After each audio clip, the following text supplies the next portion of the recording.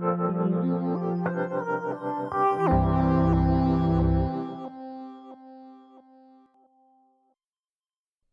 Clean BC Go Electric Fleets program is one of a suite of programs offered under the province's Clean BC Go Electric program. As the name suggests, its focus is on fleet operators. The program is jointly funded by National Resources Canada and the province of British Columbia. Recently, significant changes have been made to the program, and therefore we thought it was appropriate to put out a new guidance video to help you understand recent changes to the rebates.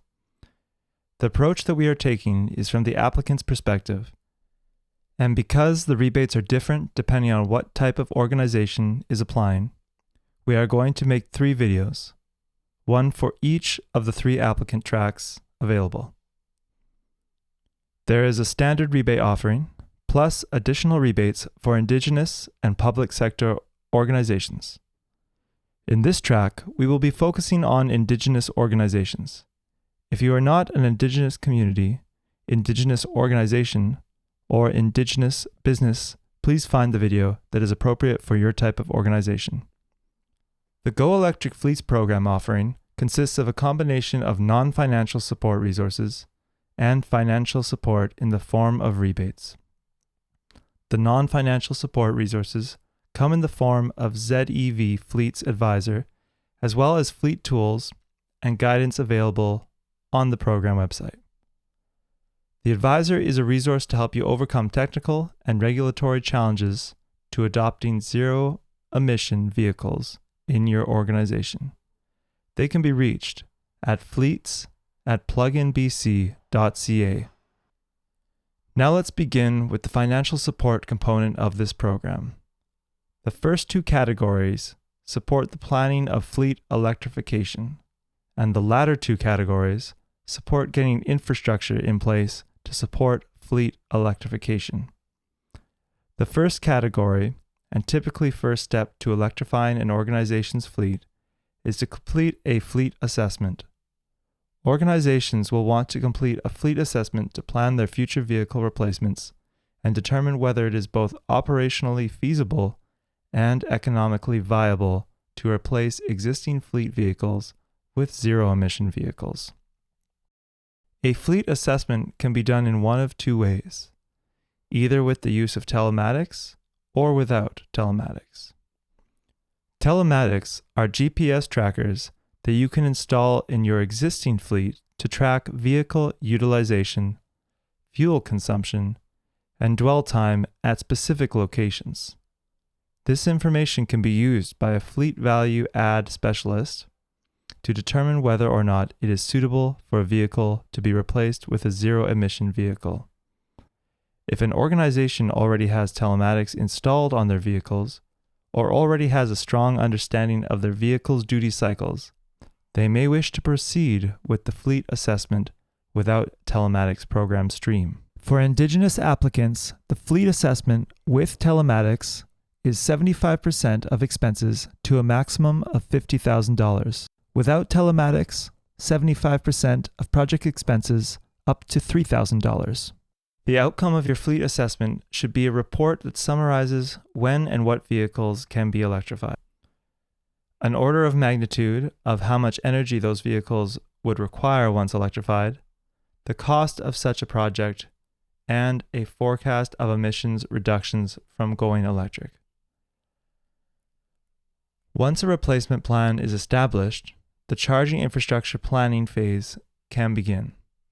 Here, we also offer financial support in the form of a zero-emission vehicle infrastructure assessment. The goal of the infrastructure assessment is to determine exactly what electrical modifications and what charging infrastructure is needed to support the fleet's future zero-emission vehicles. Indigenous communities and businesses will be reimbursed for 75% of cost, up to a maximum of $5,000 to complete an infrastructure assessment. In summary, the first 2 rebate categories support the planning of fleet electrification. The next 2 categories support calling in the trades and getting work done on real property. The third rebate category supports organizations with any electrical modifications that need to be done at the facility to support fleet electrification. This phase of the project is often referred to as an EV-ready or make-ready deployment.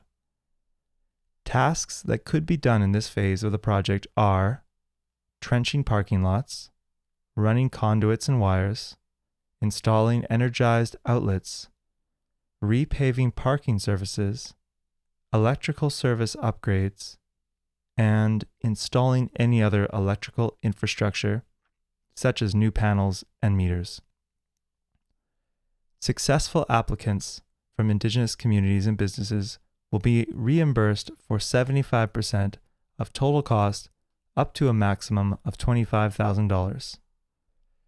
To be eligible for this rebate, an organization will have to complete an infrastructure assessment. The final rebate category, and typically the last step in an organization's fleet electrification journey, is adding the charging infrastructure. Based on the appropriate charging infrastructure, the program will support both the supply and install of Level 2 and Level 3 charging infrastructure. Let's talk about Level 2 charging infrastructure first. Indigenous communities and businesses will be reimbursed for the purchase and installation of eligible new Level 2 charging equipment at the rate of 100% of total costs, up to a maximum of $6,000 per station. Rebates are capped at $50,000 per site. For DC fast chargers, also called Level 3 charging stations, the offer for Indigenous communities and businesses is broken up into two categories related to the power output of the DCFC. For DCFCs that output 20 to 49 kilowatts, the rebate will cover 90% of the cost, up to a maximum of $35,000. For DCFC chargers capable of delivering 50 kilowatts or more, the rebate would cover up to 90% of the cost, capped at a maximum of $90,000. That is the full rebate offering for the Go Electric Fleets program. In summary, the first two categories are about planning, the latter two categories are about calling in the trades and getting work done on real property. To apply, you will use our online application platform. The first step is to apply for pre-approval of your project. For your pre-approval application, you will need a couple of things. Firstly, each applicant will have to provide their West Coast Electric Fleets pledge letter. The pledge will have to be made at the express lane level. Other documents that an applicant organization will have to provide are proof of a business license, or for municipalities and organizations that do not have a business license, they'll have to provide some other evidence, such as a GST number, to verify their application. We will need to see evidence that you have vehicles registered in BC.